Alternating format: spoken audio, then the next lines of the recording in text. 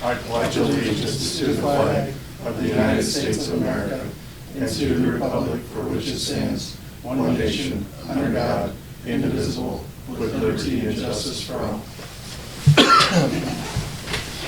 Call the meeting to order. Move to approve the agenda. Second.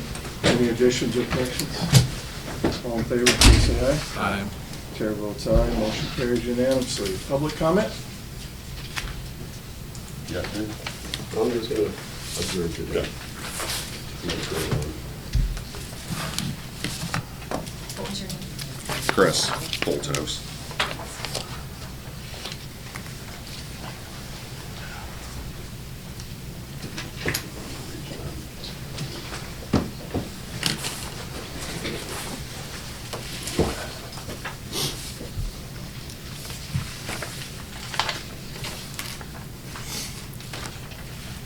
I'm Chris Holthouse.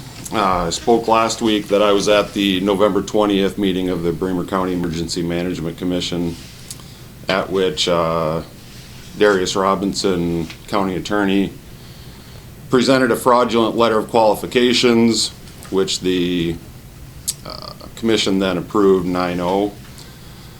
One of the later items on the agenda was Waverly Mayor Mark Anderson, who's Commission co-chair, presented a letter and urged Commission members to add their name to the letter that he had drafted to state legislators. Mark Anderson's letter validates information and concerns that myself and others have brought to the Board of Supervisors.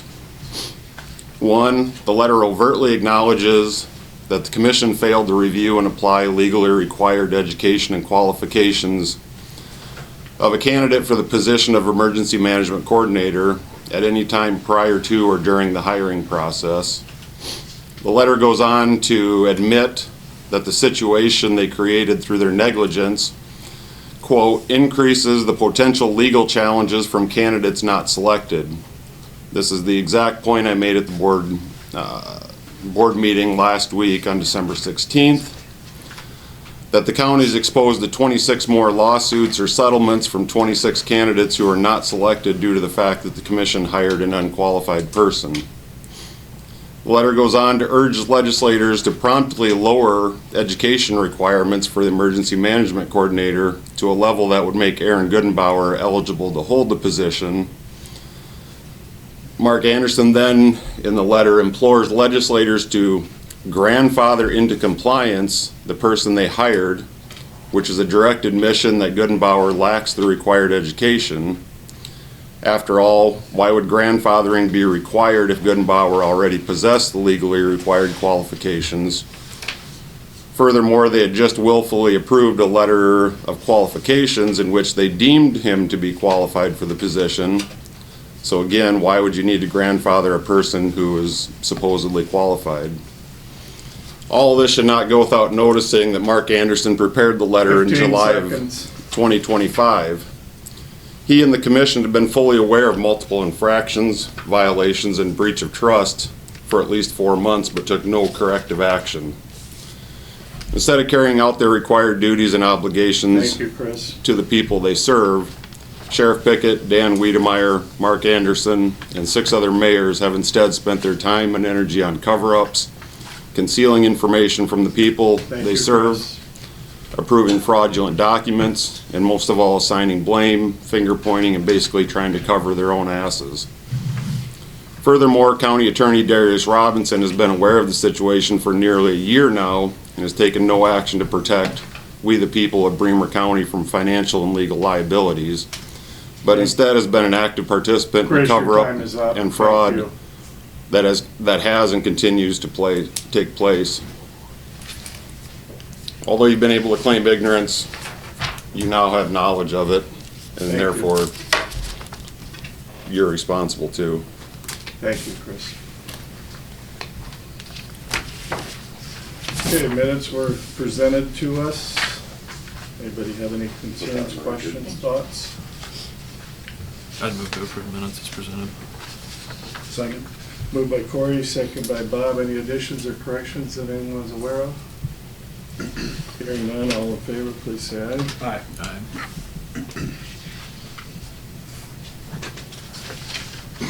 Chair votes aye, motion carries unanimously. I'm sorry, were there any other public comments? Okay. Claims were sent out in advance. I'd move to approve claims and authorize auditor to issue checks. Second. Moved by Corey, second by Bob, to authorize auditor to pay the claims. Any further discussion? All in favor, please say aye. Aye. Chair votes aye. Corey, did you vote? I'm sorry, aye. Carries unanimously. We have Melissa Jordan, CBS, James May, CBS, Jackie Bohr, Recorder, for employee additions and corrections. I move to approve pay changes and step increases. Second. Moved by Corey, second by Bob, to authorize the 3 pay changes. Any further discussion? Hearing none, all in favor, please say aye. Aye. Chair votes aye, motion carries unanimously. Liquor license before us today for Cliff's Place. Doesn't appear as if there are any concerns or questions. Everything seemed to be in order. I'd move to approve. Second. Moved by Corey, second by Bob, to approve the liquor license for Cliff's Place at 1404 Easton Avenue, Waverly. Any further discussion? Hearing none, all in favor, please say aye. Aye. Chair votes aye, motion carries unanimously. Compensation package for 27, is that? This is what you asked at the work session we put on the agenda. The work session was a discussion only because we couldn't make decisions, so I asked to have it put on in case someone wants to make a decision today, or we just want to go forward with Barb doing as she volunteered to do. Barb, do you have anything you wish to say about that, or? I've started to meet with the department heads. How long do you think it'll take you to complete that process? I will push the department heads to set up an appointment with me. I spend about a half an hour to an hour with each one. It's productive. It's a good discussion. Bob, you had something you wanted? I thought the way we left it, there's a lot of moving parts here, but most departments should just put their COLAs as zeros and we'll set them.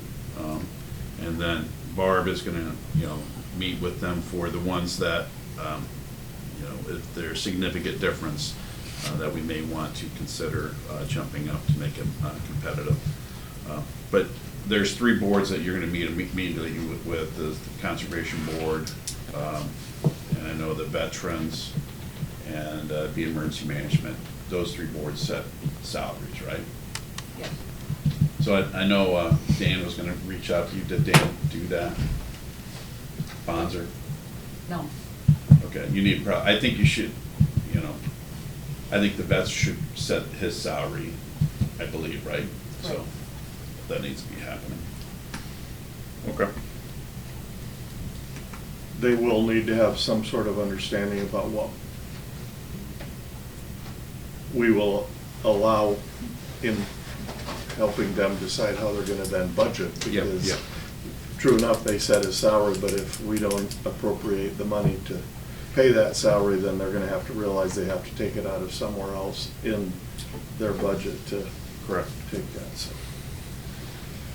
Okay, anything else regarding that conversation, Corey? Do you have anything to add? No, I thought we kind of had some good discussion last week, kind of starting from a zero baseline, figure out what our other cost drivers are for the new budget, and then work within the context of the wage study to determine where. And we did get our Adjustments. growth information that we were asking for, so all those things can be factored in, so. So everything clear enough moving forward, Cassandra, clear enough for you, Barb, clear enough for you? Okay. Board contacts for 26. I have contacted all, I'm waiting a response from Kip 4? I have all but one that's got to respond yet, and they're all okay so Okay, far. all right. And then I have 2 others that I'm waiting for a response. One has recently moved, and I need to clarify if he is still a property owner. He may have moved in. He moved into a rental, but I believe he still owns property, so I'll have to clarify and meet with him. But I'm pretty certain I'll have mine ready to go by the 2nd. So, Corey, you have any? I have 3 I haven't been able to get in touch with yet. I have 4, excuse me, I missed one. Everybody else that I've talked to, except for planning and zoning, are willing to renew. And 2 of the ones I have to get a hold of yet are realtors. Jerry Dove wants to be done. He gave me 2 contacts to get a hold of and get applications to a couple interested parties as possible replacements. So get that taken care of. I don't know if we've had any other And I don't know if the one is, but one reached out to me, and he and I have been missing each other. I call back and he calls back, and Okay. we're not. So I think- He just wants more information. I think we'll have some possible applications to act on that day. It's just getting, making sure we get applications in of interested parties. So continue to work on that here next couple of days. Okay. And then for me, I got like a couple phone calls to make left, but I have 2 no's so far. Deb Schnodd, she does not want to be on the owner-operator ag property, so I think she told Dewey that she'd do one more term. Right. And then Jim Hurley is no longer a licensed realtor, so he felt a little uncomfortable. So he said no on that one, so I need, it'll be a owner-operator of agricultural property and then a realtor. I think probably I can think of a couple of owner-operator for ag. The realtor one, we've always kind of left up to Ken.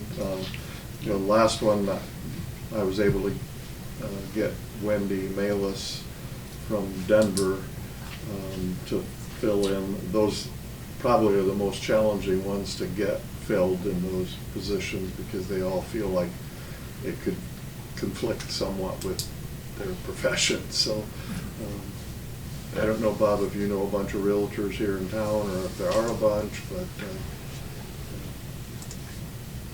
let's try and figure something out. So, okay. Budget schedule? I sent you the final, I believe, last week. Everybody that, all departments are on it. The only thing, there's a few outside agencies that do not want to present in person, and they're just going to submit their requests to you before the end of the month. Okay. Board committee? Bob? VA, so met with them, and they're just, December's a hard time for veterans, so they just, want to make sure that people reach out to them if anybody has concerns, suicide especially, or concerns of people.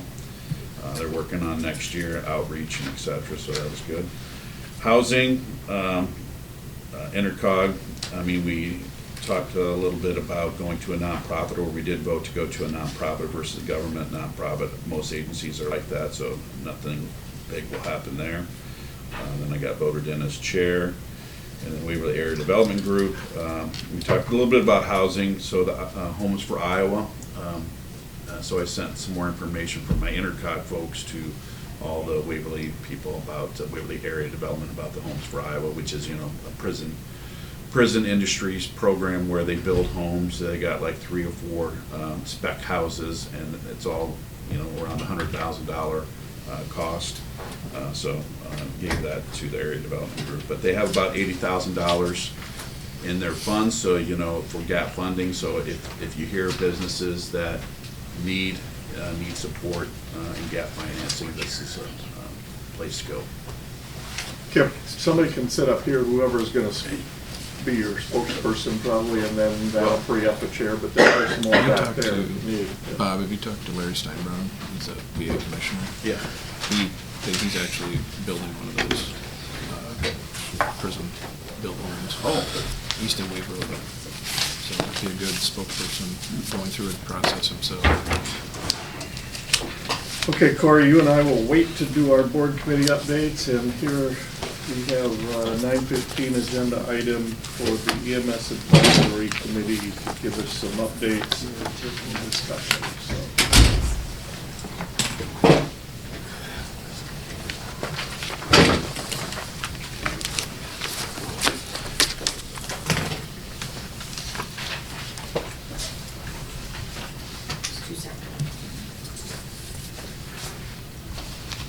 As you're well aware, we've been working on the continuing EMS issue across Bremer County, and it's not just Bremer County, it's statewide, it's nationwide.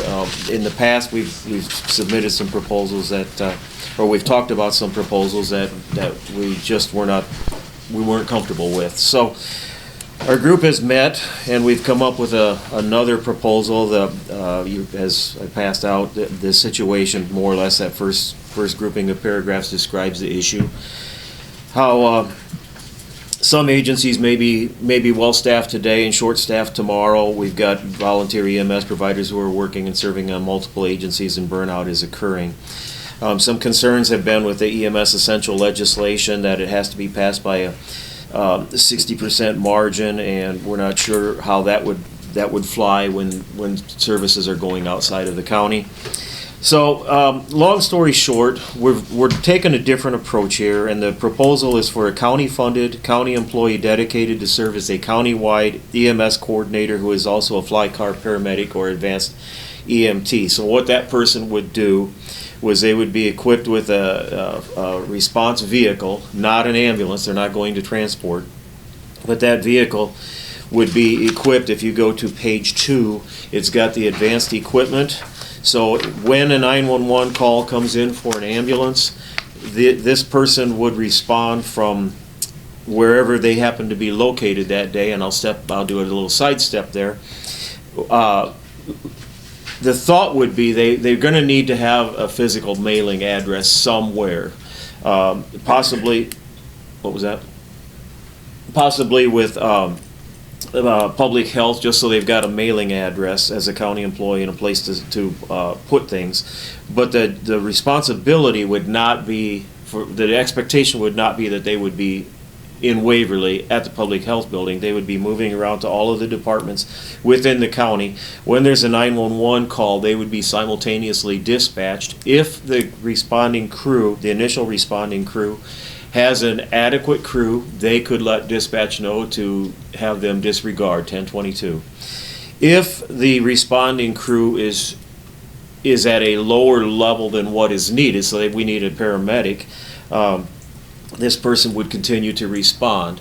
If the responding crew has a driver but no paramedic or no EMT whatsoever, this person could respond. They would be cross-rostered as described in the first page.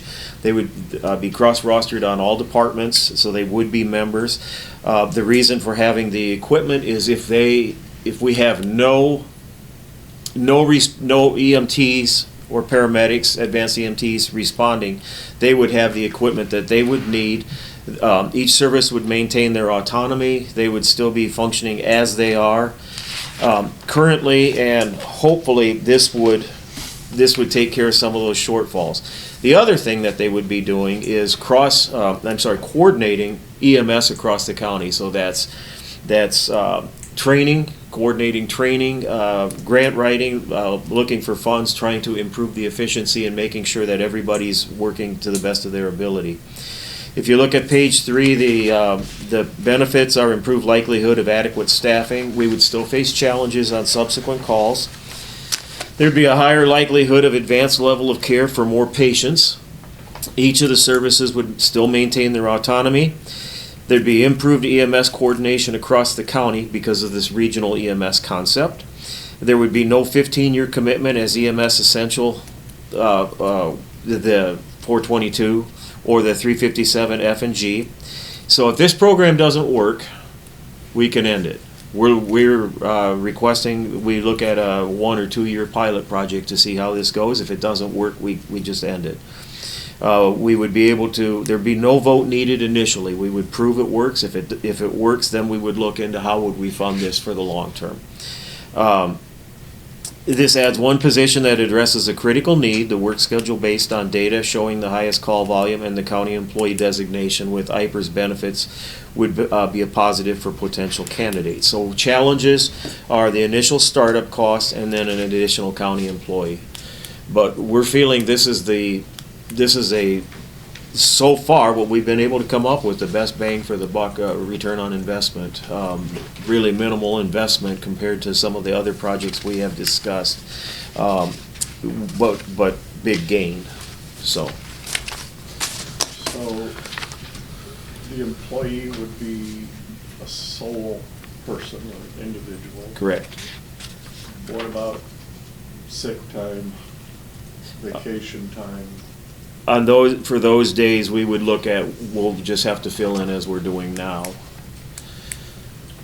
Is this a billable expense to the healthcare system, like For the extra employee, no. services? They're gonna be Could it be? rostered on the ambulance, so wouldn't, Well, they'll be rostered on our ambulance, so if we go from, so let's say that a service goes at the B level, at the basic level, and this person responds and they provide advanced care, yes, then it goes up to, the billing escalates or elevates to a ACLS call. So yes, there would be additional billing The in that. transporting service that arrived on scene. So the initial thought is the fly car, the paramedic or advanced would arrive on scene, render life-saving care, and then the closest transport ambulance would only need up to a driver to respond, or potentially even a firefighter that's on the roster. They bring the ambulance, the paramedic or advanced jumps on the ambulance, and then that independent service is the one that bills. And where likely would this individual be stationed out of? It can't be out of the health department building. No, that's just their physical address. The expectation would be they would be moving around the county.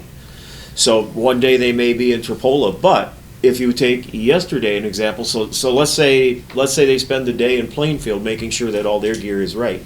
Yesterday, starting the night before, we had 3 calls, some of them almost back to back. That person would, even if they were working in Plainfield that day, they would be moving towards Tripola to assist with those calls. So they're gonna be dynamic, they're gonna be moving around, and we want them out there because the public needs to see them, they need to be familiar with the equipment. We need to make sure that everything is running as efficiently as it can. There's still some unknowns with this, specific to your question about billing and whatnot. The group decided that this is a service that the county is gonna, if approved, if we went forward, would offer to our communities to help support their already in place EMS services. So essentially, there wouldn't be a revenue for the county or this position. This would be a position that comes with the least amount of negative impact for county and taxpayers, but has the largest positive impact for the services that'll be providing. And that's based off of the data we're seeing in the field, the services in our county that need support. This position is really to help support the already in place systems. So if that is the case, then would it be reasonable to think that we could use some of the dollars that we currently provide to each of the EMS systems to pay for that? We actually made a motion to not go that route. Before we brought to this, the motion we made was that we would not be taking any of those dollars away. These systems are already at a place where these dollars are so vital to the work they're doing now. By taking those dollars away, we're only setting us back even further from where we need to be. And again, this isn't just a today problem. We're looking into the future. We're seeing people retire. We're seeing people get out of the field, less volunteers. This is about looking forward to establish a plan that is sustainable long term. And again, when we looked at this, we looked at how do we get this so that we can support these services who are doing a really good job and support the ones who just need a hand up in the short term. And really, again, I go back to the least amount of impact negatively from a county perspective. If my math is correct, we're talking, if we eventually got to the 422B, but we're not ready for that, right? What we've decided is until we get these baseline establishments right? Cohesion amongst the county, education throughout the public. We actually try and make an effort to make this work. It's not worth bringing to the taxpayer and asking for them to pay more. But on the positive, if it does work, we're talking 8 to 10 cents for every $1,000 versus some of the plans were 51 cents, right? So again, when we talk about this, we really strongly feel that this is the best plan to make something work. Otherwise, we're kind of at a place where we don't know what else to do. We need proof of concept, but our services need support, right? I put together some talking points for you. I can read them verbatim, but I would appreciate that they do get submitted for public view to include the question and answer, just so that people have them. A lot of those questions and answers answer a lot of the questions you might have. But just some highlights, we talk about flight car. The flight car is an important piece. However, it's not going to be what makes this successful. What makes this successful is creating a governmental body, whether it's the EMS advisory group or a subgroup, that can oversee this individual and ensures that this individual is a coordinator. They're assisting these agencies who struggle with training, who struggle with volunteerism, who struggle with equipment. They are going to be working with all of these agencies to ensure that we get from A to B, to include if there is a city who is short one weekend or one night, coordination will happen to ensure that we have the quickest response time to that patient. And again, when I talk about greatest impact negatively, greatest impact positively, it really comes down to that individual who calls 911. This flight car concept is going to get someone on scene with everything they need to provide life-saving care while transport is en route. And time again, what we're seeing is with staffing issues, with volunteerism, with equipment, with level of training, we need someone who can always be there, right? And again, this is one position, but again, how we coordinate with our agencies is going to how we determine this is successful. We talk about training. One of the EVOC, Emergency Vehicle Operations course, that's something every service in the county struggles with, right? It's hard to coordinate, it's hard to do. Bremer County has never really had someone that can ensure this is all getting done. It's really up to the service, the directors, and the community, and we're just at a place right now where they don't have the resources to support it. So we need that resource. They establish practices, support safety, preparedness, professional development. The biggest thing, from your, community trust, this person's gonna do that. They're gonna build that trust, build that, community understanding, so that if we do decide to go get 422B, the community's already educated, they're already established, they're already seeing the great work that's happening on the ground. And again, go back to the focus on better patient outcomes. That is really the focus here, and I think I can speak for all of us. That is our biggest concern when we get to that point to where someone's calling 911 and it takes 20, 30, 40 minutes just to get a crew en route. And we're seeing that more and more.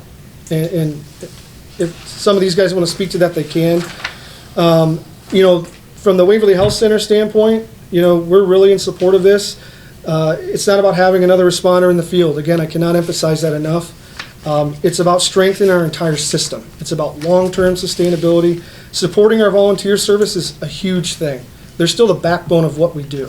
They're still handling the majority of the county. Protecting our communities. Again, the Waverly Health Center wants this to be a committed partner in this effort because the EMS, when it's strong, our patients and our neighbors in our entire county are safer. And again, this plan, I think in the group, we all agree this is the best option we have to get started. And again, this is to get started. It's responsible, it's measured, and it's realistic.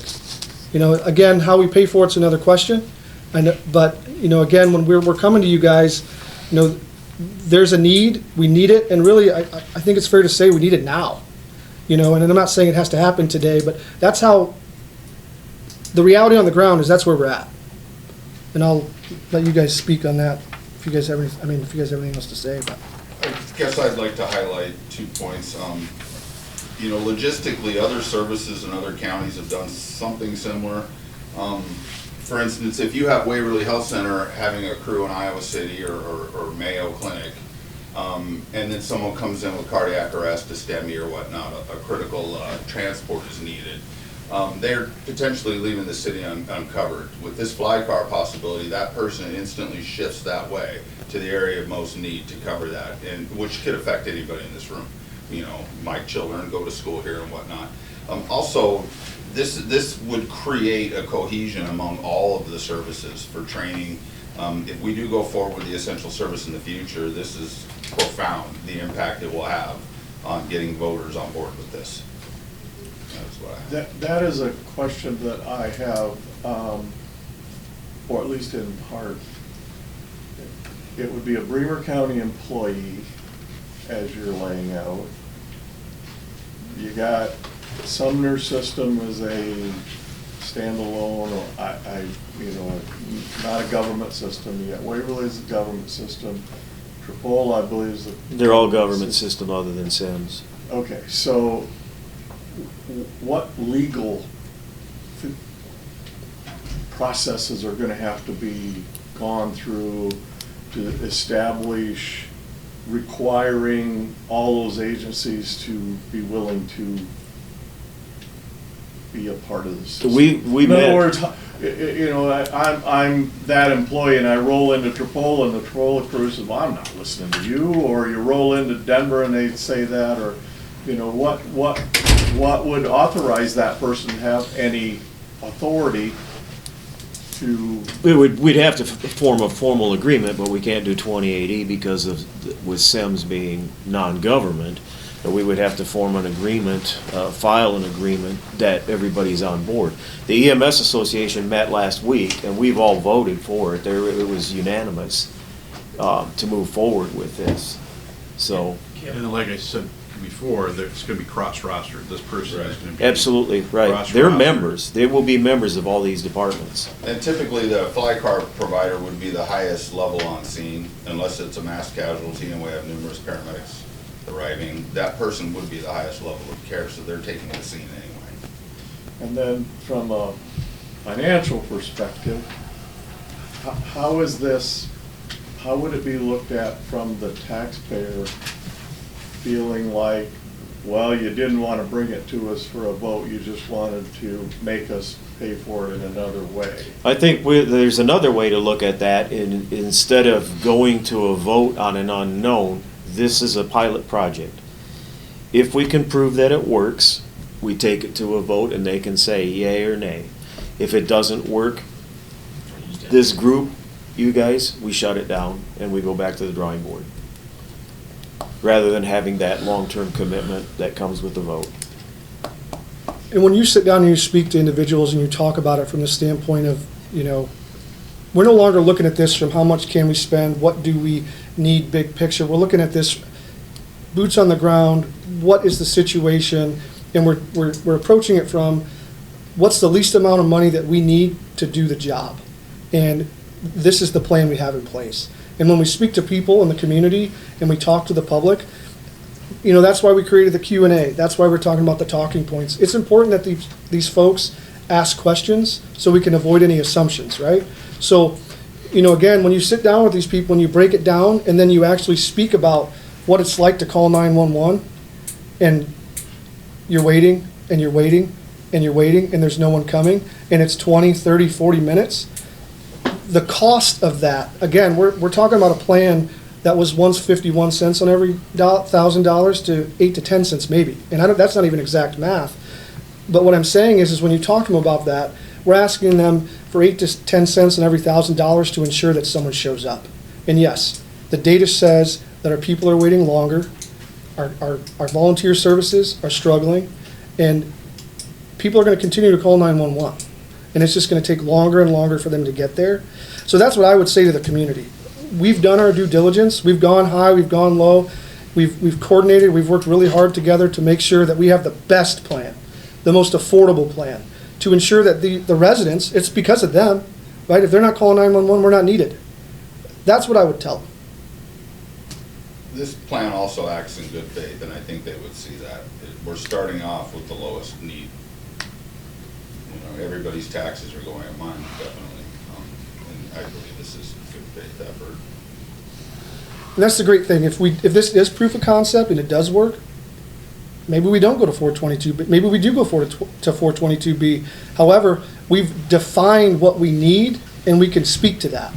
There's nothing worse than being a taxpayer and not knowing where your money's going. What kind of a checks and balance, what kind of a That's on page. review tool is gonna be used to determine if it works? You keep Page using 2. that language, to determine if it works. It's on page 2, and this is actually, from the health center standpoint, this is one of my biggest areas that I want us to focus on, because these guardrails that need to be put in place are what gonna determine the success of that. To make it successful and have those right decisions made, we need to have people from every community who are EMS minded, who know the system, who know the rules, who know the quality measures. So we need to create an oversight, whether it's the advisory board, however, a subcommittee that's made up of more EMS-minded people who know the world, the system, the legality, so that we can oversee this individual to ensure he is doing the coordination. The education is happening, the data is being collected. So essentially what would happen is we would have monthly meetings, quarterly meetings, and we would be evaluating this person based off the service directors, what they're telling us, the community members, what they're telling us. There's a lot of metrics that we can use, but how we set this up to start is gonna be very important. It's not gonna be just, we hire someone, they're in a car, they have equipment. We need to make sure that these things are done in ways that are measurable, that we can hold accountable, so we can again speak to them and make sure that that individual's doing their job. So, when you say "we," are you talking about your committee? I'm talking about whatever group you decide that you think is necessary based off of the feedback we give you. In my opinion is we need a group of people that is a subgroup made up of the various agencies, preferably the service directors, who can, again, speak to, direct, and know what's going on so that we can hold this person accountable. For day-to-day operations. However, the thought is, for the financial aspect of it, it's designed like the Emergency Management Commission, only it's the EMS Commission. So the mayor of every community. But this individual is gonna need a boss. Who is that boss gonna be? That, at least in this proposal, would be the service directors of every service. We all work together to define the expectations. So the and person will have 4 bosses? if we're going just transport services, if we're going all of them, it would be 8. If we're going the non-transport as well. Please don't take, you and I have had many conversations. You know I'm not negative, but I want to ask the questions. I understand, Dewey, go ahead. Because. Go ahead. They're going to be asked of us. and- I understand.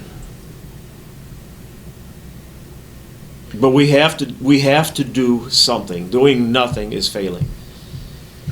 Couldn't agree more. This- Cassandra, from a fiscal perspective, what is, Just looking at the proposal as it stands right now, we're looking at, just to start off, about 300,000. With wages and benefits, the initial costs of setup, the non-consumables, and then, ongoing beyond that, you Would guys be your projected. wages and set benefits and insurances. Yep. So that's more than, what we can even generate this year. So I mean, it's just, you guys are gonna have to make choices if this is something the, county of Bremer needs, and, if this is a priority, then we're gonna have to find it somewhere. Right now, services, are being paid for the 65,000 out of our rural basic. I don't know that that would stand anymore, because I think that this isn't just benefiting, I don't think rural citizens would be the only ones on the hook for paying for this. I would think it would have to go to a general fund, type of item, so. didn't they do something similar to this in Butler County and it's run through the sheriff's office? It started out that way. I don't know if it still It's your is. public health right now. I think Is it yeah. on a standalone levy, or is it being operated out of general fund dollars? It's on the levy. The sheriff originally paid for it. He originally His budget. ponied up that startup cost to it, but I think it's through public health now. But I don't know for sure. But we're doing it a little bit different in that the expectation would be that the person is going in, responding. They may be the sole certified EMS provider, jumping on that truck and providing that care. They are cross-rostered among all departments. And all of our transport services are already rated or submitted to the state at the highest level we can be. So we're good to go that way. We're still only covering, I mean, it's a step forward. Let me preface that. It's a step forward in coverage, but we're still only covering 2,080 hours a year with this person. To start out, to see if it works. Right. And if it works, if we find that it works great, maybe we have to go more, and the levy goes, if we're gonna go to a levy, it goes higher. We've gotta start somewhere. I mean, maybe this is too far down the path, but have you talked about like what hours this person would work? That's where I was. Basing that on need, right, we've got the run history, we can figure that part out. See, the idea though is, a lot of our shortfalls for the volunteer services are when the EMS providers are leaving town. They leave town, they go to work. At night, they're back. We generally have more people at night able to respond, so we step back to being full-blown volunteer as we are. But during the day, this person fills that need. And when we have 2 calls, yep, that second call, we're back to where we are now, but at least the first call has had a timely response. Bob, anything you want to add? You've been to the meetings. Yeah, this is a good work in progress. I mean, we started out, with the Cadillac, that's 51 cents. But we did have a 2 fly car option that the group also talked about. This is, we had a little pause. People kind of reflected and getting back to what's the biggest bang for the buck, and the fly car is getting to that. So how we structure it, is this person, under our own public health, with the mayors having consulting, giving feedback, or ambulance services giving feedback. I mean, there's a lot of options out there how to string it together. Now the question is, budget-wise, can we afford it, or do we tell the group, hey, let's work towards the levy vote next November? That's where this group will need some advice from the supervisors. And I think I told my concern is, if you do it in the budget and then we say, well, we need that budget money for something else later, and then we ask the voters for it, I mean, it's going to potentially be a little bit harder sell, because you already taxed me for it. Now you're asking me to tax again, double taxation per se. So it might be a little bit harder to sell. To add to the conversation, this group actually did quite a bit of research and reached out to outside counties who have gone through this. And one thing that we're seeing with the ones who are doing it well and the many who are not is the coordination aspect. And I keep bringing that up because that's one of the most important aspects to getting us to that 422B or whatever tax we decide to go with. Those are the ones that are successful because there's cohesion in the county. The residents are seeing it. They're hearing about it. They're talking about it. That's why it's working. So again, it might go to the community, but it's going to be unsuccessful if they don't know what it is. They're not educated. And that's why it's important to reiterate that this is, pilot per se, with a goal in mind. So, for you guys to make this decision, it's really about getting us to that end result. And who knows, maybe it's successful with the least amount of dollars and we don't need an additional tax. We can use what we have. I don't know. That's not my place or time, but, I do believe, again, by doing this, we're creating the cohesion, the coordination, the education, but at the same time, back to the flight car, we're filling a gap that is needed in many areas of the county. So would it be reasonable for us to kind of reverse the role of us giving money to the cities and ask the cities to partner with some financial assistance with a program like this? I would have to defer to that city. I couldn't speak for them. You know, from my perspective, I'm talking about it from a logistic point of view and really directing it more toward finance and the three of us is, you know, what, You could stay with just doing rural basic and Look at ask that the cities contribute the other portion, on a per capita. however you want to take that measurement, but, yeah, I think it should be everyone, putting into the pool, not just our rural citizens, so, yeah, Okay. cities could contribute some of the dollars they're generating for it. That direction would better fit the proposed oversight commission versus being general fund dollars. and they would have more Buy-in. skin in the game, Yeah. but they're all strapped too. Right. Mhm. But yeah, like to Cassandra's point, like if we looked at maxing out both general basic and rural basic, we don't have the dollars to fund this on year one, and that doesn't account for any inflation in the rest of our budget. This would purely be coming from fund balance. Which is not sustainable. Yeah, maybe the startup, but yeah, we have to budget the ongoing cost.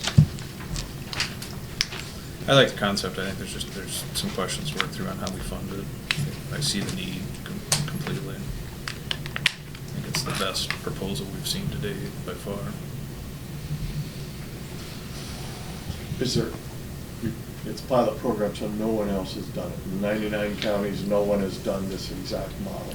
so, no, there's counties that have done this model. Pocahontas is a great example, but they've done the model and they did it for years prior to going to the 422B. They did proof of concept, they had established cohesion, they had established coordination, and they're very successful.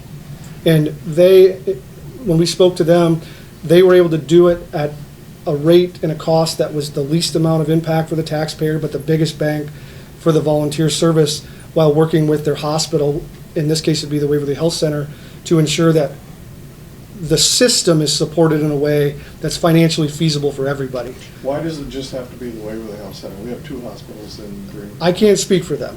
I'm just, from the Waverly Health Center standpoint, I just think that we've acknowledged that we need to support each other more and we want to be more cohesive. And there's many ways to do that, and many of the reasons are, we just didn't talk to each other, Is right? Waverly Health Center then going to put money into this project? What I would tell you is, going back to the conversation with asking cities and, you know, the city of Waverly's, you know, funds ambulances and general maintenance and fuel for us, right? So, again, this isn't a, you know, best picture for, everyone's gonna have to do their part. And in one way or another, every city's already paying for it. Again, this goes back to the concept of this being a pilot and this being something, if the county can do it and offer it to the county, we want to do it. If we can't do it, you know, there just might not be a solution, right? We might just keep grinding it out. We really, you know, again, when we brought this to our group, we voted to make sure that those dollars stay with those cities and those services because they're already hurting. There's no way to slice it, right? You know, Waverly Health Center, we get a little, or the city gets a little money for the ambulance, but the reality is it's not enough, right? And I know that's steep to say, but that's just where we're at. So what we're asking for is 1 to 2 years of figuring it out so we can have proof of concept, to bring it to the taxpayer, to bring it to the voter, so that we can walk away with something that is sustainable. And that, I want to circle back on that. A lot of these communities and counties that are doing this, it's not working well. And it's because they didn't do the right things to begin with. They didn't have the structures, the foundations, the proof of concept prior to doing it. And I have to reiterate that a lot, because when we talk to these counties, it's very interesting to hear them talk about their struggles. And it's simply because they passed it at the state, they brought it, and they passed it. You know, we're seeing it counties close to us, we're seeing it in counties far away from us, and there's not too many that are being successful with. The ones that are the ones that had established proof of concept, they had that coordination, they had that cohesion. Okay, Bob, I'm not going to set your agenda, so you're going to be the next. Well, what I would suggest You wanna is, circle back in like, January 7th maybe for the next follow-up and give us a chance to read through and digest all of the documents and next Yeah. week is just our organizational meeting. I don't think it's appropriate to have it then, but. what I would like to suggest is I think we all have some concerns, but should they go down the path and create a budget item and work with Cassandra to say this is what it would be, and we work it through the budget process, it may happen or it may not happen. And if it doesn't happen, then we'll have to, change gears and maybe look at a vote in November. But can we go down the path of at least having it part of our budget discussions? As if it was created already and Well, no. operating, or what? I'm No, not quite sure. it'd probably be, what I would suggest is a July 1st start date. So, we'll have to work with Cassandra. What is the ongoing cost that would have to be in the budget for July 1st? I don't know if we could pull stuff out of the one-time cost out of ending balance, but that'd be something that we'd have to, that'd be an option. I think. So would it be reasonable to just ask on the budget forms that you send out every year, could we just get the template that you use for EMA? Because it's going to be very similar to that. And then we will check with finding out insurance, or, well, I'll work with you on finding out insurance on that stuff. And drug kit costs, any of the continuing operational costs. If I can get that, then that'll give us starting point. Am I understanding you right? That's what I Bob? would, That satisfies probably the budget conversation. That doesn't satisfy the governance and the Yep. logistical conversations. But you're right, that those conversations probably would be sort of wasteful if we can't find a way to fund it. So it makes sense to kind of figure that part out. So the question that I have, if you're looking at talking with the cities, is that the board of supervisors and the mayors getting together? How does that work? If you were to do that? Because I guess speaking solely for myself, I don't know that I want to sell, that I should be selling that concept, because I don't know your stuff, your side of it. Is it we all get together in a big room and discuss it, or how would we do that? Or is that premature to be asking that? We've never done anything like that in Okay. my time here. Okay. But I would think that the logical thing would be to have a joint meeting. with- We all get together and, And it probably has to be the mayors and city clerks or whoever is their financial person. right, And just have a conversation. okay. And I think we all know how that conversation's gonna go, but at least we could. I think so, but on the flip side of it, I think that they all recognize we've got a problem. So we're all looking for this, we're all trying to address the same issue. None of them have any money. is I the know, problem. I understand. So conversation's gonna be dictated on the ability to tax, and, we're all struggling with that because of changes happening down in Des Moines, which, Okay. none of us like paying more property taxes either, so it's a tough situation. But I think if we have, and Kip, you guys have already created the dollar amounts needed both for startup and operational, like we could create that into a couple different spreadsheets and then have that work session. Like we could look at a couple different models, whether it's per capita breakdown, cities and rural, general fund, and we could put those scenarios on paper and just have that work session. I mean, I think it would be productive and determine, that steers the direction. Does this go to a levy? Do we find a way to, Bob's suggestion of pulling the startup one time out of fund balance? Having those individuals in the room would be, I think, very productive. So I'd be in favor of going to that approach. You and I will. And then I'll take it to the group and we'll sit down and plug away. Okay, we're all clear on Thank you. direction? Thank you. Thank you. Thank you. thanks for your work. Thank you.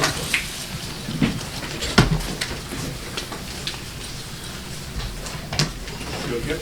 How are you? Good. Tim, you're up.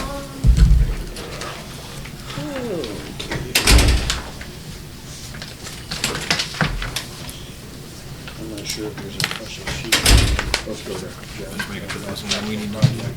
Oh, this is for me. Yes, yes. I was gonna hand it to Jenny, right? All dressed up. Absolutely. Merry Christmas.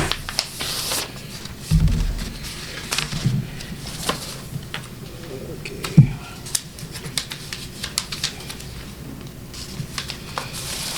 Okay.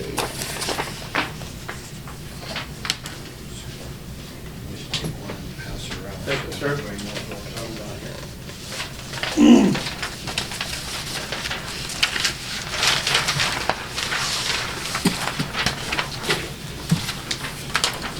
Okay, I've done the research on this, and the map will show that we have 18.27 acres that we can rent out per se to bale grass hay, or we could do the alfalfa if a farmer's interested. Now, what I've run into is that if you go alfalfa, the initial cost is a lot higher, and it takes more years for them to recoup their money. So it would be a long-term thing if we went that way. Talking to Delaware County, because they do the same thing with 9 acres. But they actually, I talked with Shirley Helmrich, she's on the Board of Supervisors over there, and the Solid Waste Management Board. And Dave Sands is the landfill manager over there. And he actually mows it for the farmer, and then the farmer comes in and bales it. We don't want to go that way. And the way they do that is they sell it per bale, whatever the farmer makes. Okay? And he didn't tell me how much per round bale that was. But we'd have to come up with some kind of a dollar amount. Personally, after talking to a lot of people and people that buy hay and grass hay, this type of grass is going at a pretty high dollar right now. But the pre-1978 cells, which was it'd be the 3.59 acres. We can't dig it, but we can level it out. I think I shared that with you guys. The DNR's blessing. We could do that. We can do it in the spring. We couldn't What are the brown kind of go find me or are you lost things? Okay, what those are terraces, and we cut out 25 feet on each side of the terrace because we have to maintain that. Okay. So- And they're really definable, and if they're coming into bale, they can't even drive over them, or they can drive over them? You can't drive over the They're terraces. too tall? Yep, Okay. yep. But we have to maintain them and stuff, so, Right. so that's just taken out of the full acreage percentage. So what is the width between that, the terraces way to the east side of the property? There's just that little sliver of green. What is that width there? Is there even room to get a baler down and back? You can. And the parts that I cut out, I mean, they could bale more than, if they wanted to go right up to the terrace, it really doesn't matter to me. But I'm just saying that we need this much, because I need one width down the middle and. The you know, DNR two wouldn't more. care if they harvested part of the terrace? No. Okay. But we have blacked out the north side because that's very steep. And it's questionable when I mow it now just with the tractor, let alone pulling a baler or a hay vine or. Why wouldn't we do this? I don't know why we wouldn't, and that's why I pursued this. I asked this question for years, and finally this summer, why HLW Engineering was there to do the water testing. And What do we really need to do? We really don't need to do anything. It saves us, well, what we need to do is the pre-78 cells, we need to level that.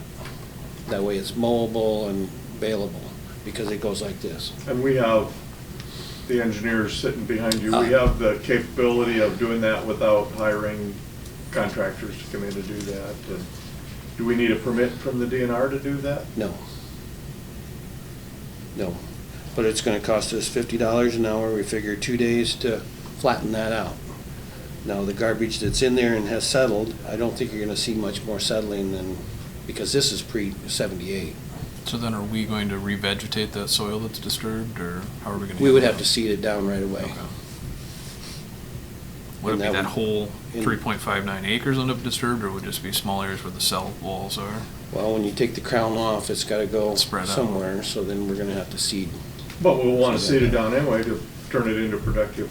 Yes, Where I was going with that Playground. is there value in changing that into alfalfa, just that small area, or do you just stay grass with everything else? everything's up in the air, and that's why we're discussing it. We can do that in the spring. The figures I've got here is $50 an hour. It's gonna take us 2 days to flatten that part out. Everything else is mowable. You know, if we can change that to alfalfa, but if we stay with grass, we don't lose the base, we don't lose any erosion, we don't lose anything. And I think that's a really good thing, because then you're not scratching it. And Who from the agricultural community would be able to give us some advice on grass versus alfalfa? okay, I've just talked to some farmers, and What did they tell you? they're telling me to leave it in grass. You had some concerns about some wells. We have 16 vents, methane gas vents out there that they would have to mow around. And you're gonna protect them to make sure they, Well, and they've had an issue at Delaware County where the farmer had to fix them, because they're basically tile. They had to fix them if they knocked them over. And we'll have to get with Darius and have a liability release, a foreign matter release, because Delaware County, or not Delaware County, another county had problems. The baler went across and picked up a piece of metal and it messed his baler up, so then he sued the county for foreign matter with his baler. And that's why we need these liability releases. So like with Darius, we'll need liability, foreign matter, and no hunting privileges on it. If we but we don't rent it need to, like, put a orange stake or anything, anything that to help protect the fence or anything like that. Do you need to do any work there? No, But we should. we can. Why wouldn't we? I mean, Bright orange, a whatever. bright orange stake or a bright yellow Yep. stake, Yep. you know. But the consensus is that, you know, and that's kind of our gamble on basically a partnership is that if it doesn't rain enough, because we have clay underneath the subsoil, and if we have a drought year, the grass isn't gonna grow as much, and that's why they've gone to. Per bale. Yep, Well, it's a great idea, saves you, especially if the farmer's required to mow it, saves time on that. We do this at scout camp, and, you know, we give them a key, and so they can get in during Sundays or off hours and stuff like that, so. Yesterday, you talked to me briefly about the additional, what used to be farm ground west of the creek. yes, Do you want to, and I don't have a map on that. yeah, but do you just want to speak to that the way you did to me yesterday? Okay, The- years ago, before the pond was there, that was all farmable ground, and used to be rented out on the west side of the creek. And they stopped renting that out when they started digging the pond, because they didn't know how big the pond was gonna get to cover the cap. Okay, so it has not been rented since, so 25 years it has grown cedar trees and stuff up. So with what little spare time that I have, why I started clearing some of those trees to make that rentable as well. I'm figuring there's probably, I don't know, 6 acres maybe, Yeah, something like that, probably. 6, 7, I don't know, somewhere in there, depending on how many trees you can get out. How big are the trees? About so. There's some bigger ones, but I don't know exactly how far back to the north it actually goes. So that could be a conversation down the road if we Yeah. wanted to expand. I Yeah. mean, you know, it's nice to see that somebody's protecting trees. It's too, Well- we take trees out of everywhere else, and if it's not that great a farmer ground, maybe we're better off to have trees. And maybe we need to take a soil sample to prove that fact. Right, maybe You know, we should so- even plant more trees down there, so. Yep. But it's just something to look into. There's, yeah, maybe additional. Gentlemen, it's on funding. for, discuss an act. Do you want more information, or are you? I move that we move forward with allowing mowing of the landfill cap grass. Second. Been moved by Bob, second by Corey, to allow for planting of grass or alfalfa, depending on what proves out to be the best.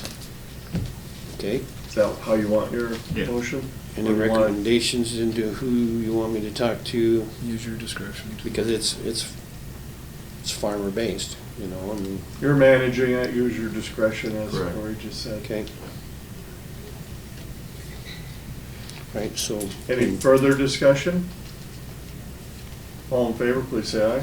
Aye. Chair votes aye, motion carries unanimously. You've proven your effectiveness and worthfulness out there, so, you know, we can give you some leeway in making some final decisions. Okay. Grass seems to be the most logical, but, you know, Yeah, if you talk to a few more, you might change your mind, so. Yeah, we've had a situation where, you know, the farmer might say, okay, I want rye, and they'll pay for it, and then as long as they have a longer term contract or something like that, Yep. so. okay, so, how, do I put this in the paper, or, because you need, I mean, I think you we would want probably to need to talk to create a the procedure. farmer?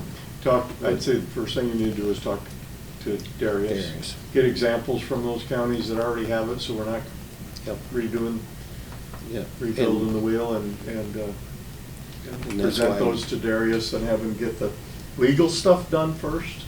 Yep. And that's why I've At the same called, time, you know, working on land and to get a schedule on getting those leveled out. Yep. Yeah, just as long as you, I mean, you and Darius work through, create a bidding procedure. so okay, that and the codes are liability followed. sheets and the.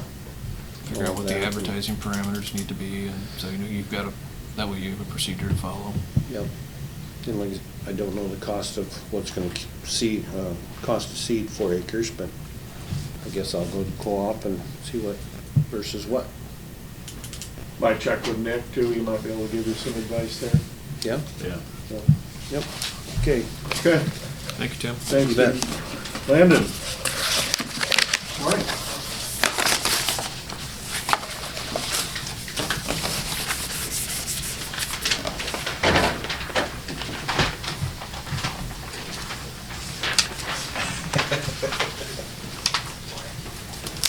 Figures that would happen. Okay, we have a Antler Ridge Yes, request. the work is complete there. We have received a request from the developer to add that to the secondary road system. The pavement, they had us involved the whole way. The pavement was built to our specifications, what we asked of them. What I told them and what I would recommend to us is that we wait. We have the request, but my suggestion would be that we wait until spring so we can verify the seating and drainage was all installed properly. You and I believe briefly talked in that, or maybe it was Cassandra and I, and that makes sense. Yeah. Why would we want to approve it with snow cover and Right. not seeing what we're definitely getting? And Yep. so. Anybody anticipate that you'll have a concern about the county taking over if all things are determined to be? There's no, my only question with that, is there any contract or like performance, is there any retainage that's being held up by us not approving it or anything? No, not that I'm aware of. I spoke through this with the developer. He didn't mention anything like that. I guess I didn't specifically ask, but That would be my only concern. As long as I'll there's- double check with him just to make sure. Yeah, I'd be in agreement waiting until we can do a thorough evaluation. Might come sooner than later if weather. Yeah, no kidding. All right, next thing up then is to final pay for, Yes, this is the locally funded portion. of the C-33 projects. This would be the easternmost 3 miles. The original award was $835,059. We had a change order to add the 50-foot intersections, and then we did have a little bit of additional here. The shoulders ended up being a little more than we anticipated, but the final cost on these 3 miles was $862,750.87.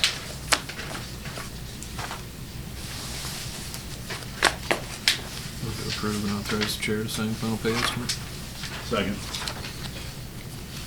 Any further discussion? All in favor, please say aye. Aye. Chair votes aye, motion carries unanimously. Is there somewhere to sign, or just the back of Um, the sheet, or If you go to the back, the last page, right next to the other Bryce's signatures are? Yep, yep.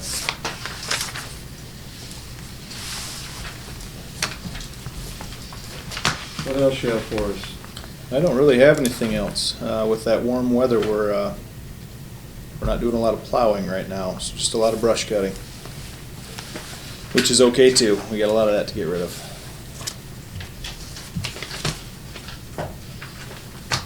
Okay, any questions for Landon?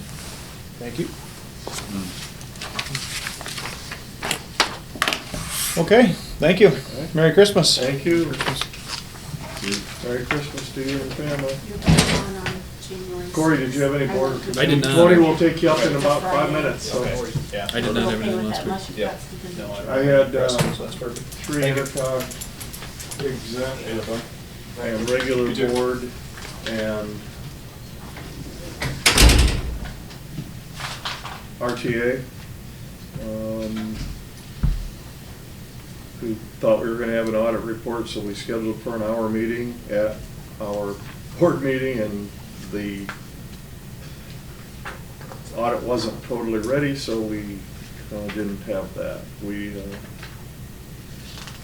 didn't have anything else earth-shattering. I was reelected chair for another year, and Linda Leyland was reelected as vice chair. I think they like us small counties, huh? Bob, you found that out quickly down there too. Yeah. There's a electronic version of the annual report that I would encourage you to log on to the Intercog site and take a look at that. I think I have the link too, and if I can find it, I'll forward it to you. A lot of good information about much of what the Intercog folks do for all of us local people in surrounding areas. They just do a ton of work with grants.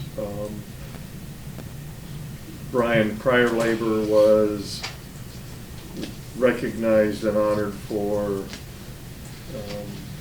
Citizen of the Year award that Intercog typically gives out each year. There's been a few years where it's been missed, but his commitment and overall input and work that he has done has been very advantageous for not only Intercog but all of Northeast Iowa. I think every one of us know Brian. And then we held 2 public hearings at RTA. One was to approve the 26th through 2030 passenger transportation plan. And the other one was to approve an amendment to the East Hamilton Street Bridge in New Hampton. That's it. Tony.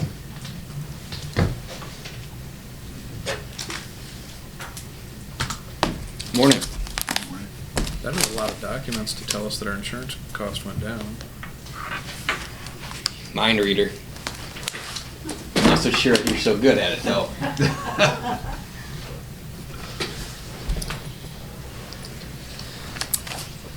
Not terrible news. There is stabilization in the market, which is nice. Hurricane season was good to the U.S., which was very helpful as far as property rates go. So there is some softening out there. However, insurance carriers are still feeling a bit of a pinch from before. What's nice about ICAP and the captive group of members is obviously members first and keeping everything in as aligned as we can. So any questions before I jump in to start. Oh. If you want to flip right away to page 6 and 7, it's our listing of locations.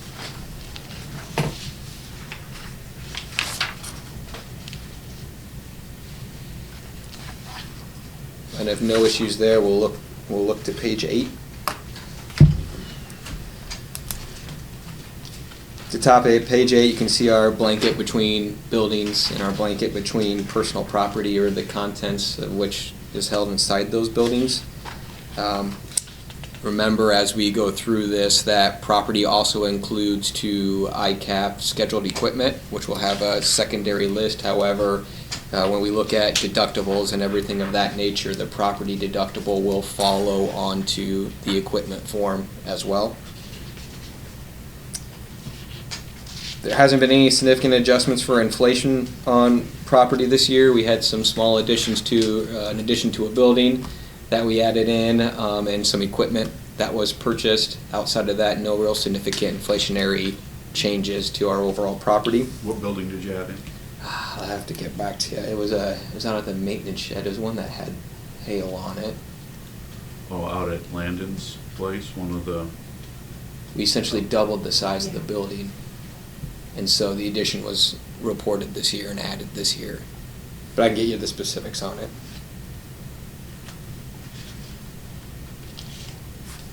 So that was probably the north addition of the secondary roads. Just completed the fiscal year before. before I was on. Right. We still carry, so ICAP's still going to carry, and I don't see any real change in this moving forward as we look out into the future, the wind hail deductible. So the 2% of the total value of the buildings involved in the incident, with a max of $250,000. So there is a stop loss in there of $250,000. We can't go above that. However, 2% of the buildings that sustain loss. And any roofs that are over 15 years old would be covered at actual cash value, which is that depreciated value form. Page 9 on the liability, that's our total aggregate limit for liability.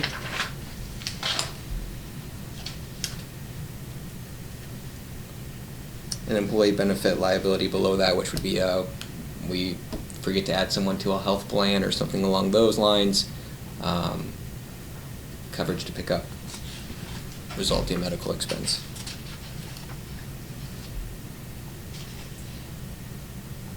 Damaged rented premises, how many rented premises does Bremer County have?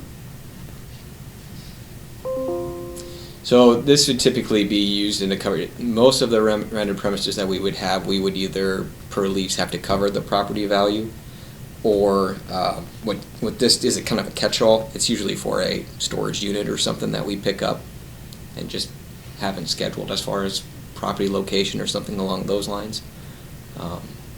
That's typically what it's there for. We can remove the coverage, premiums would be the same. Yeah, I'm not, other than maybe conservation, we rented a building down here for an election, but I'm not aware of any buildings we're currently renting.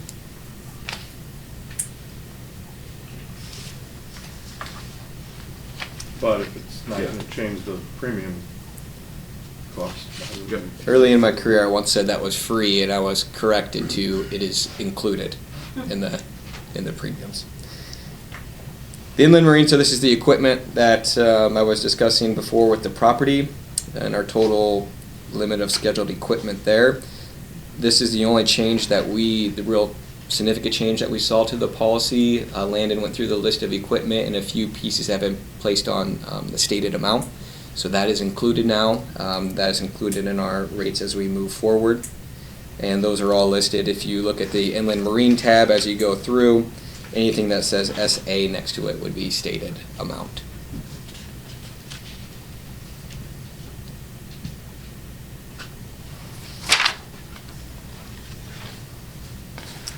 Page 11 is our crime employee dishonesty limit, as well as the public officials bond and our wrongful acts coverage. Those bonds are written on a 3-year.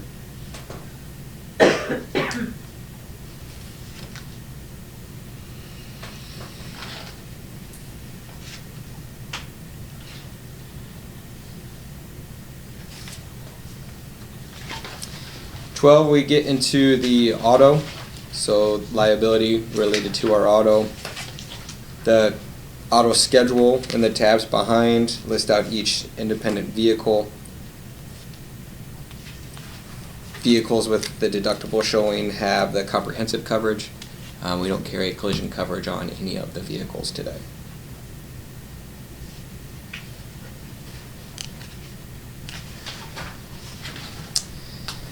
On 13, for cyber, we did have, so ICAP originally was not able to offer cyber limits maybe 3 years ago that were what we considered adequate, which is why we looked at the policy that we have today. However, ICAP continues to advance that policy in offering and has a more competitive product at this point in time, which I've included on the back premium page. There are some nuances to that coverage. Mainly, if you remember, there's an initial set limit that is a pool limit, meaning if an event were to happen to multiple counties, we would have a shared limit, and then the limit above that we would so choose would be specific to just Bremer County. So if there was a significant event that hit multiple counties, if we had, let's say, $1 million limit of coverage, that first $250,000, we may only realize $50,000 of it, and then the remainder of our coverage would sit on it. So instead of it being $1 million, it would be reduced down to what we got for the $250,000, and then anything above it.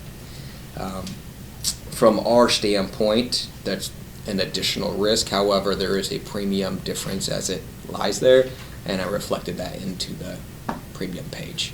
Coverage-wise, as far as limits thereafter, very similar policies, which is pretty standard with cyber at this point.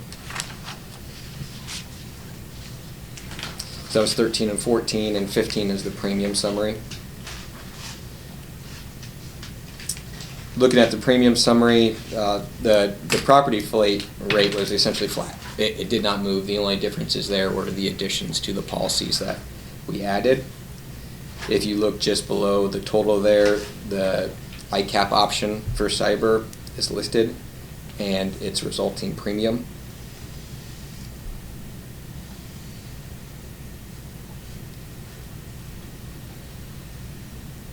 What's your recommendation? I believe the only answer I don't have from ICAP yet, which we have asked that I would like to receive, we just received the policy this morning to go through it and do a quick dive and review, would be how many members are there today. I would believe once I have that information, I can make a more formal recommendation over to you from that standpoint. If it's 10, that tells me something. If it's also 75, okay, where does the risk lie? We have a question out to, it's Nate, I believe, about some of the policies and procedures that have been put in place for the county, that we're confirming on some work that was being done in October, that it's been finalized at this point, which would also lead me in direction. Obviously, I never like to recommend giving up coverage, and partially you are with the funding. However, I don't see how we could have too much of an event that would hit too many individual counties at once. That seems to be a little far-stretched for me. So from that standpoint, there is premium savings there. Cyber in general is still a fairly active, however stabilizing as far as claims standpoint. The only other thing I would say is a cowbell, or where we are today, has some 24-hour access claims reporting, which I would want to know from a Nate, hey, if something were to happen, would you want some additional support that you could call on, or do you feel fairly confident in the county's ability to stop whatever act is happening and move forward from there? So there is a benefit to that service that can be provided, that they have on each individual continent, depending what time of day that attack were to happen. But once I receive that information from ICAP, I can definitely send a recommended follow-up. It's not something that has to be decided on that one today. Okay.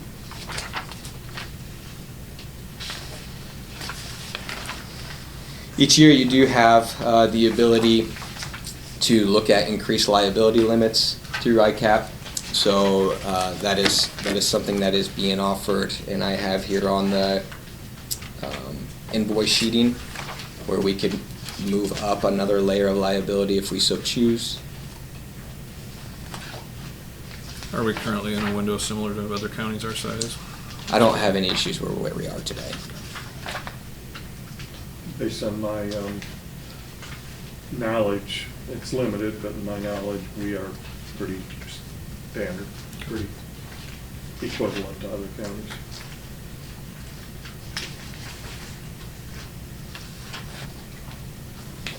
When we look at individual saving options that are available to the county, two that really come to mind are one, just comes down to self-insuring, additional coverage. So the property, if we were to move our property deductible, there can be the option there, and if we were to move that comprehensive deductible on vehicles, it would be there.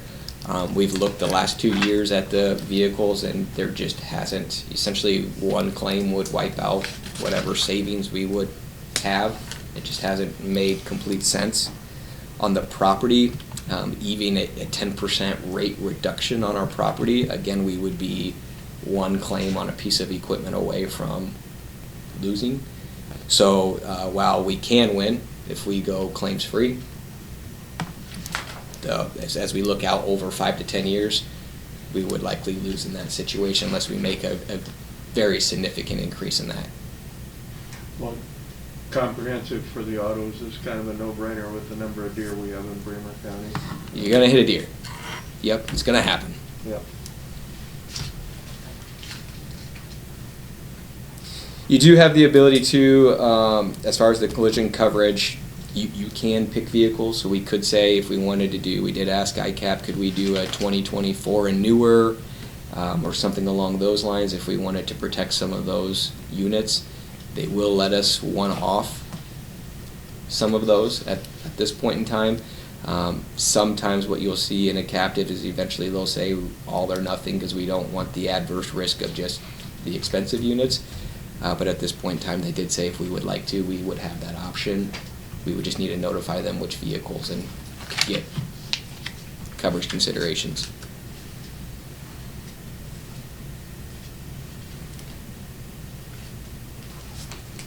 Do you have any thoughts on that, Cassandra?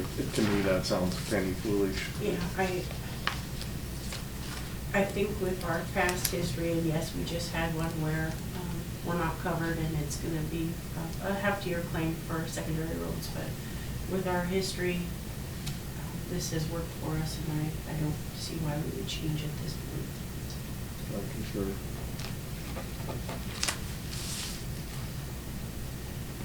Anything else for us?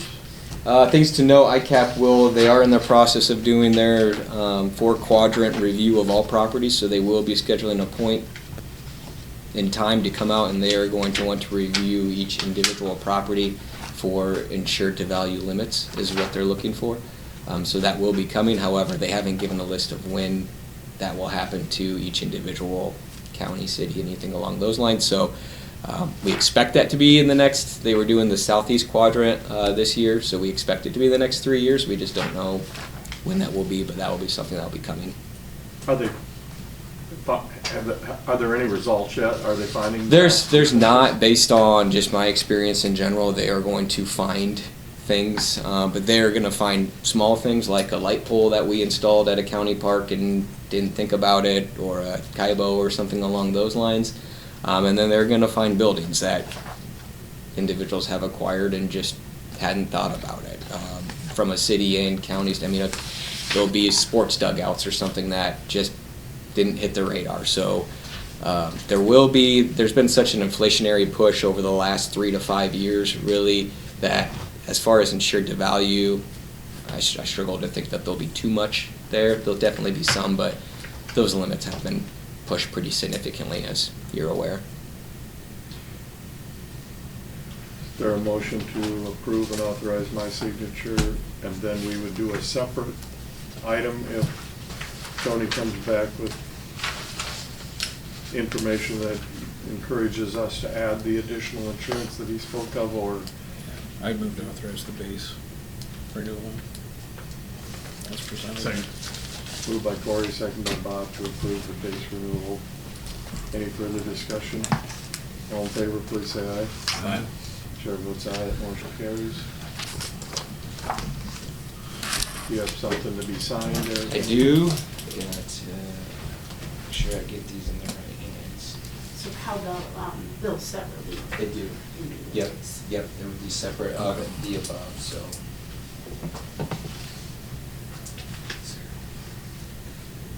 This day of December 2025, how do you sign that?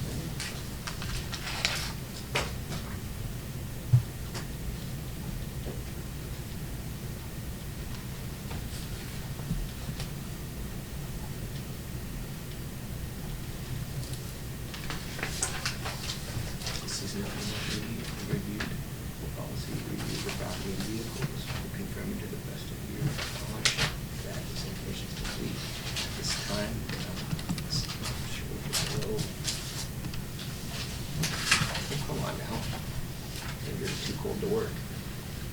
This would be the cost to do an increased excess liability. So this would be subtracted, or subtract this current number from there. That's what we would be looking at. This is 23rd of December 2025.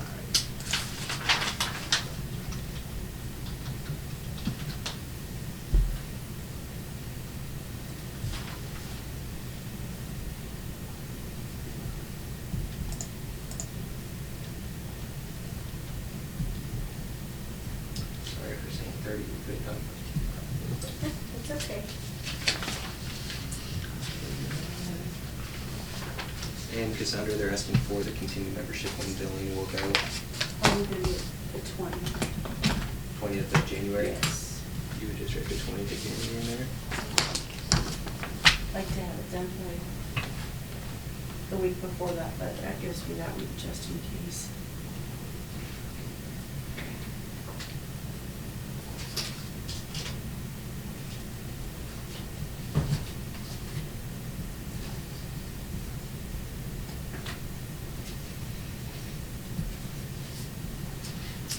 Would you like those? These, I will take them. there's those. Lori said you need some. You can set something out Here. with them. All right. Thank you.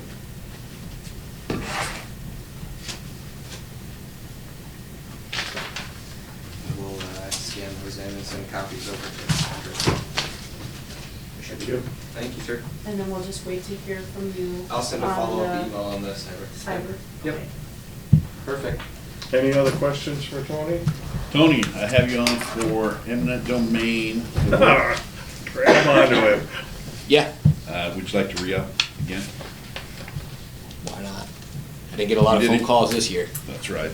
Could you get your realtor's license too? That I will not be completing, so one license is good for me.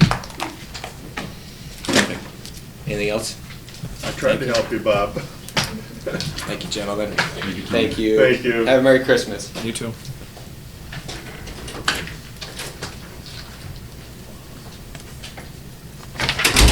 Okay, anything else? Otherwise, we will recess until 10:45.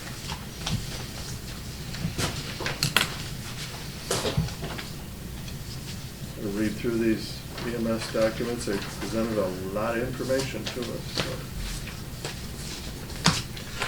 Yep. Everybody did get their copies, right? Because there was quite a bit that came. I just noticed that our insurance went up 4%, even though we're capped at 2% growth. Potentially. Potentially.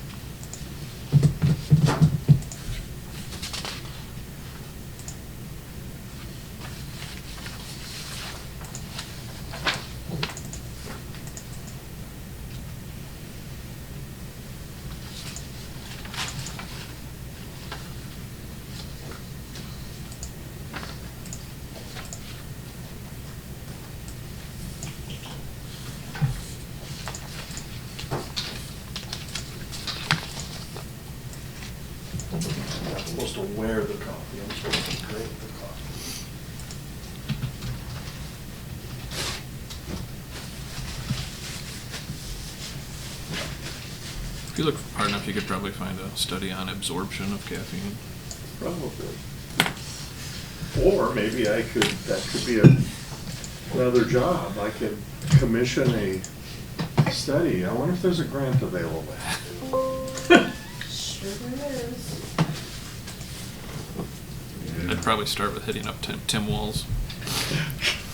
Ouch.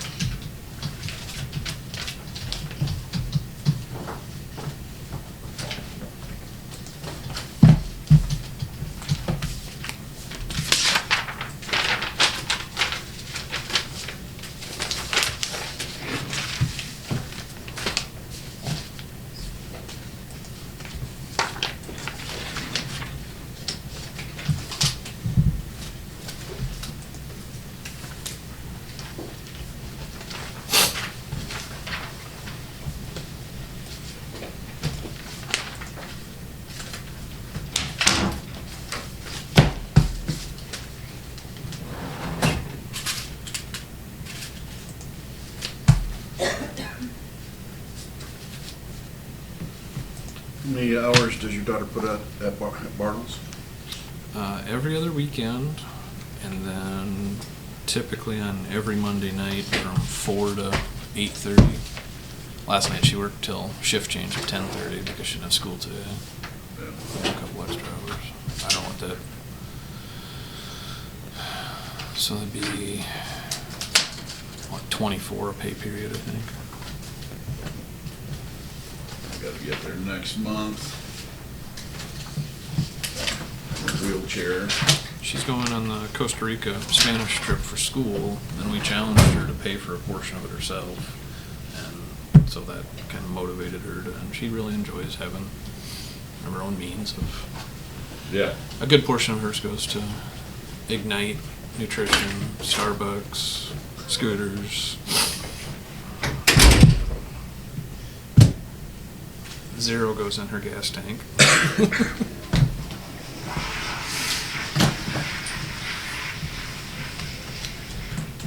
Yeah, that's not good.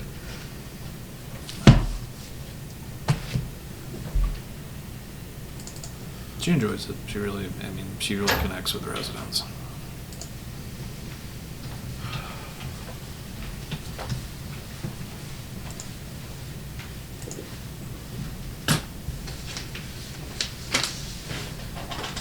No, it's a good place to work. Yeah, residents, most of them are really good. So. But yeah, the most difficult thing is 1 week they're there and next week they're not, so. Yep, I took some time to adjust to and reconcile and Yeah. work through, but she had some really people she'd become close to early on and dealing with that loss, and that's a good growth moment for her too, good opportunity. Yeah, I know, like Carolyn, she had to clean up the bodies afterwards. Yeah. Yeah, that was probably the biggest hurdle for her. The VA, Yes. they said that you didn't want to have Dan's evaluation. I didn't say that, I gave them the option. Yeah. And they opted to keep it. Well, they were concerned, and my question is if you ever go, if there was an issue with him, if he's holding them, who knows? Are they having, they didn't tell me who was holding on to them. Yeah, the board should never hold on to them, because the Okay. board changes. So that's why. Well, I didn't know if they had there's not a. file or any You know, place, if you put it in his evaluation, his personal stuff, but I don't think that, I would think all department heads, and people like this, that should be held at view just in case, board change and other things change, Okay. so. Okay. So department heads come to me, elected officials can do what they want. Well, I mean, isn't yeah. that kind of, yeah? Yes. Right. No, I didn't know with the commission, I never said, I said this is the option. Yeah, and they were surprised at it, and then, but after I talked to him, I go, it's probably not the best. I can retrieve that. Yeah. I'll retrieve Yeah. that, yes. Okay. Good. Okay. Then is it all right to, when it comes to, like, starting meeting with department heads, when it comes to commissions, can I meet with just one person on the commission? Or do Yeah, we the have chair. to- I can just meet with the chair, right? Yeah. Okay, Yeah. pretty good. Yep, Pretty good. yep, because, they have a three-person So board, there'd so be you one- can meet with two, then it's a meeting, Right. so that's. Because I always talk to just one at a time. Yeah. And I will, Now, so the- Rich is the chair, right? Yep. Okay. Yeah, now, I would think like the EMA, you could do the chair and vice chair. I mean, you have two. Yeah, yeah, because there's enough of them, so. And who is chair and vice chair? Do you know, on the AM? Dan Wiedemeyer is the chair of Okay. emergency management, and then right now it is Mark Anderson, but he's done it in a year. Do you have a new vice chair yet? No, that'll be January nominations. So yeah, Right now Mark. it's Mark Anderson? Yeah, but Mark is done. He's done. So, Dan's, I'll get Dan. Wiedemeyer's been chair the entire time I've served, yeah. so. I'll get pretty Dan for sure. consistent. Yeah. I'll get Dan for sure, and if there is somebody else that can. Yeah, if he wants another person, Right. No idea. That was curious. Okay. nice shirt. Yeah, thank you. Good morning. The Grinch. Good.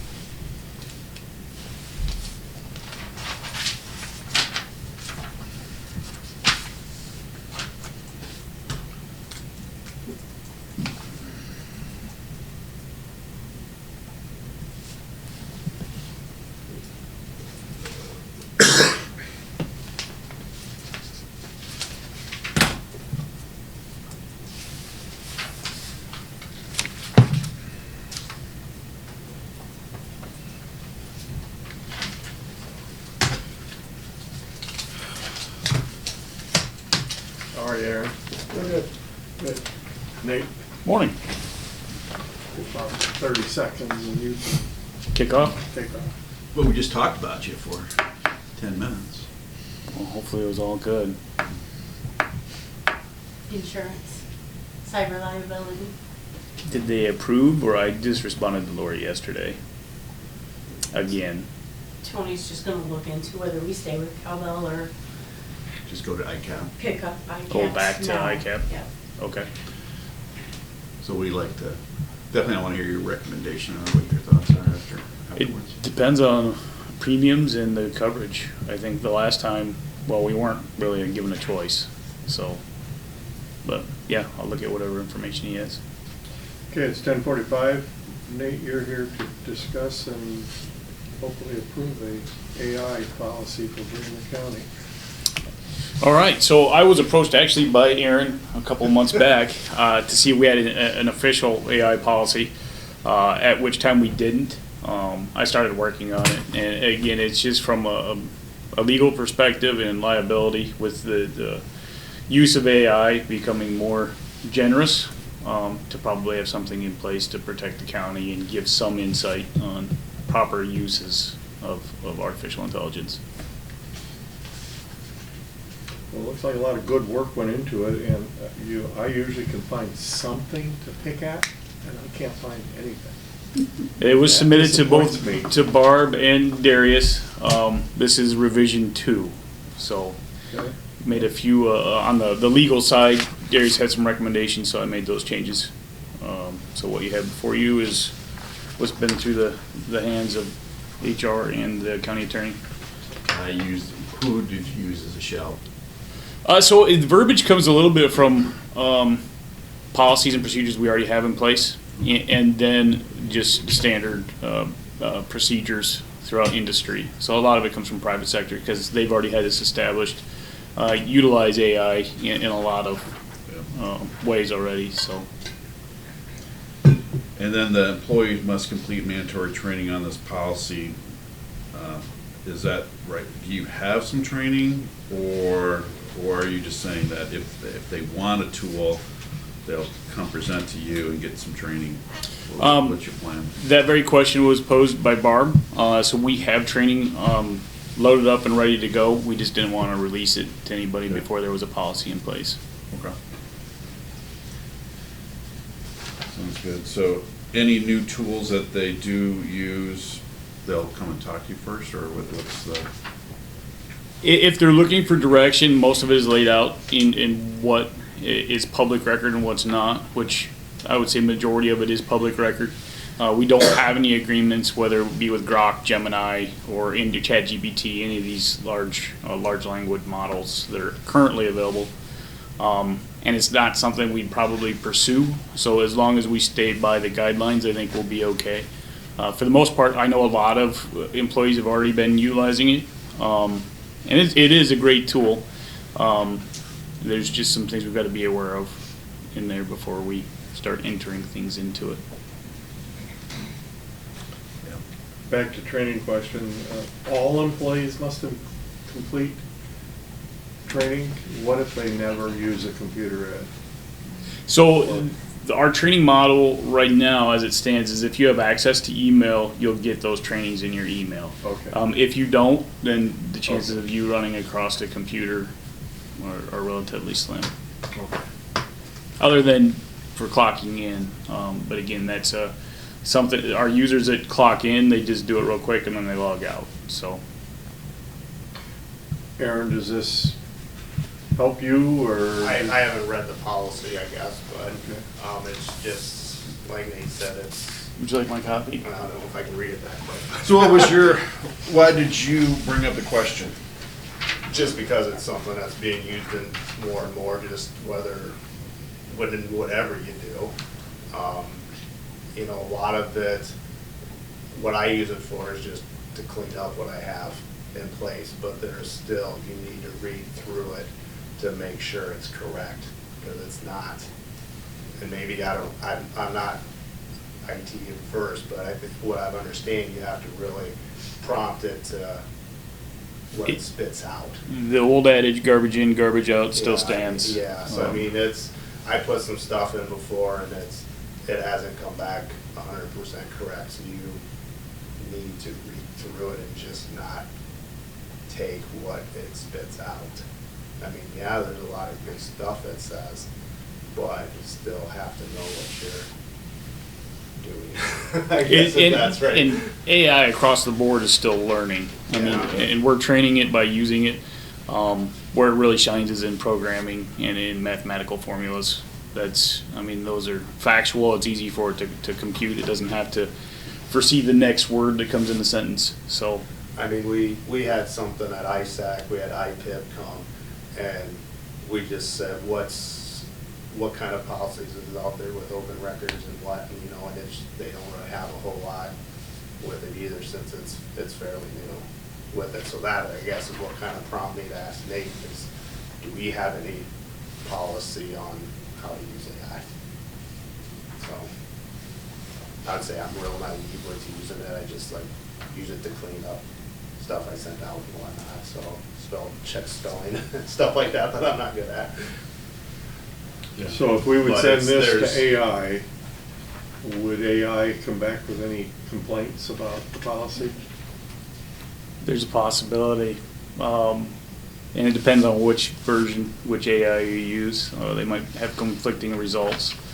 That's why I use the human eye perspective on this for the legal part. And then, again, Barb went through it as well.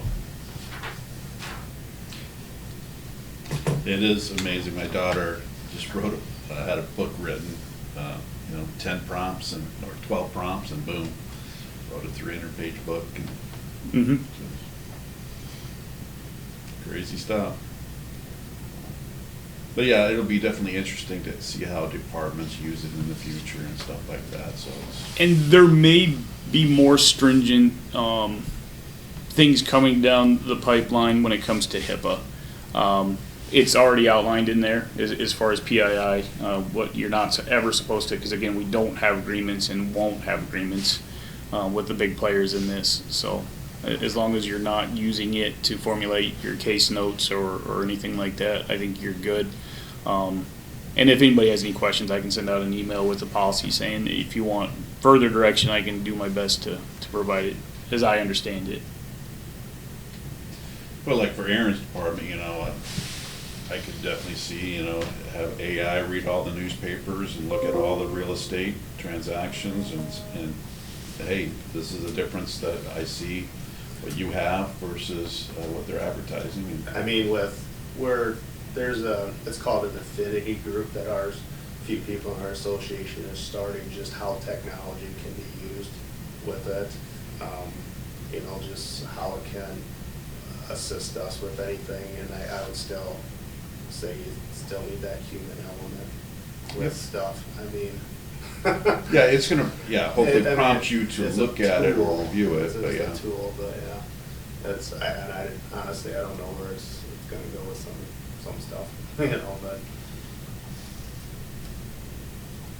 We can speculate. I think most of the experts say within 2 years, then we'll probably see another breakthrough, and that'll be called AGI, which is General Intelligence. So.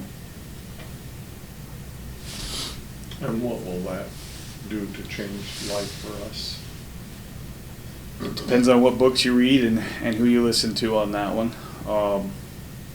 But right now, in its inception, it's actually AI has been around since the 50s when they first started actually looking into it. We're training it right now.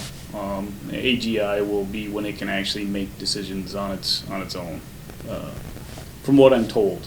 I'm not an expert on that, but through research for this, and I did run across the current proposed timeline for AI to become AGI. So there'll be another thing in 2 years where we'll probably have to look at it again.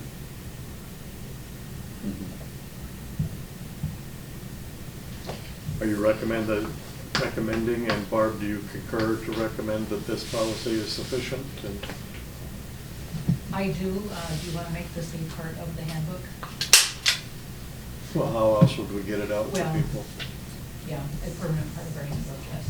I wonder if we should condition this with an annual review, given the developments and the timeline of AI, that it should be mandated. I can definitely do that. Probably right around insurance times. Either one of you want to make a motion? I'd move to approve policy as presented with a recommendation for an annual review. Second. Moved by Tori, second by Bob, to approve the recommended AI policy with an annual review. Any further discussion? All in favor, please say aye. Aye. Aye. Chair votes aye. Motion carries. Thank you. Thank you, Nate. Thanks, Barb. So we talked about next meeting, are we gonna have a telephone meeting, or what's the plan now? Which meeting we're talking about? 30th. I don't think we need a 30th meeting. Okay. We're gonna just meet on the 2nd of, which is that Friday. And 3 minutes. Well, let's do claims. My understanding is the way the auditor's office is sent, we're planning a claim run for that day, aren't we? For the 2nd? For the second, yes. Since we're skipping the 30th. There is a few administrative items. You'll set the mileage for the next quarter, and then it's all that administrative, annual. Publications. Yep.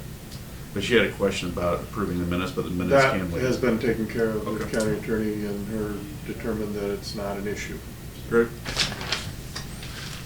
So next meeting will be December 2nd. Second, and it'll, not a long, long meeting, but it is all of the formal get ready for the following year. And there's a couple of new things, that's where we're gonna ask to change that automatic payment, if you will, for the utilities and things Yeah. like that, so. Yep, I- Hopefully, we'll have our committee assignments all done by then, and we can conclude that. We always have, I don't know, always, we usually have one or two that drag into later in the month that we're still waiting to hear from, so. Awesome. Move to adjourn? Second. All in favor? Aye. Aye. Chair votes aye. We are adjourned.